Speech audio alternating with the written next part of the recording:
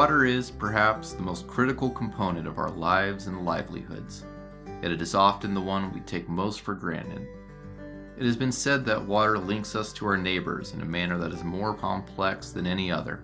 This is most apparent when water is scarce. In Gallatin County, demands on our water resources are increasing. Our population is growing rapidly. Land use is changing. Changing weather patterns are extending our growing season. Snowpack melts off in a shorter period of time. Runoff occurs earlier in the year, and water is traveling through our watershed at a faster rate. These trends will most likely continue. So what can we do about it? One solution is to hold water within the Gallatin watershed when water is plentiful, and use it when water is scarce. The 1.2 million acre Gallatin River watershed originates in Yellowstone Park. It has 23 major rivers and streams totaling 394 miles. A watershed is an area of land that catches rain and snow and drains the resulting water into a common set of streams, rivers, wetlands, and aquifers. 99% of the water we use in Gallatin County originates in the Gallatin headwaters. Snow accounts for the majority of our precipitation. Snow accumulates in the mountains through the winter, then melts during the spring and summer.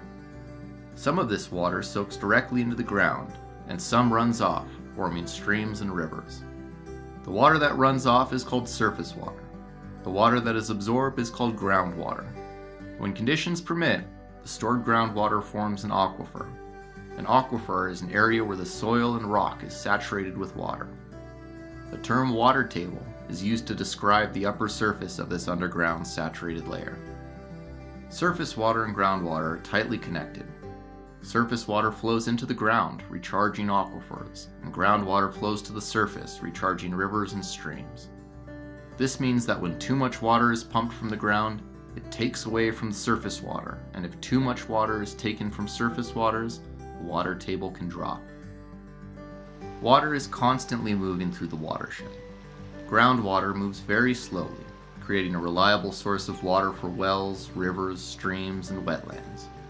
Water in rivers and streams flows quickly downhill, with the majority of runoff occurring during a few weeks in the spring and early summer. When there's a lot of rain or when snowpack is high, there's an opportunity to slow down the surface water by storing it in aquifers and other natural areas. Slowing down water early in spring and summer makes more water available later in the season. In this way, the aquifer is like a bank, providing water security in times of drought. Many factors can lower the amount of water we have in our water bank. Periodic drought, population growth, and human uses are the most common. Increases in air temperature can also affect water levels. The hotter, drier, or windier it is, the more water is lost to the atmosphere through evaporation and through evapotranspiration in plants. Rural homes, businesses, and industries often draw water from wells, while urban residents usually get water through public water systems that rely on reservoirs, springs, and large capacity wells.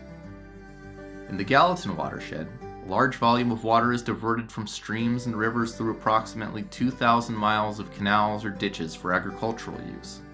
All of these activities require water from our water bank, but with good information, planning, and tools, we can plan for times when that water becomes scarce. There are several ways to slow down water and recharge our streams, rivers, wetlands, and aquifers. In the spring, when water is abundant, we can direct water into areas with permeable soil that allow it to flow rapidly into the ground. We can avoid lining canals and ditches. Unlined agricultural canals seep water at the rate of 1 cubic foot per second per mile, returning substantial amounts of water to the ground. We can protect and revitalize historical wetlands and identify new natural areas that are ideal for water slowing and storage. Engineered solutions include pumping water from canals and other water-holding areas directly into the aquifer through injection wells. We, as individuals, can make choices that reflect the fundamental importance of water. And perhaps most importantly, we can encourage local, state, and federal officials to draft laws and policies that make water-slowing projects possible on a broad scale. We can support pilot projects that demonstrate best practices, and we can provide resources and incentives for participating in those projects. We may not be able to identify the exact state of the water table in the Gallatin watershed prior to white settlement, but we can identify the desired condition for our aquifers moving forward.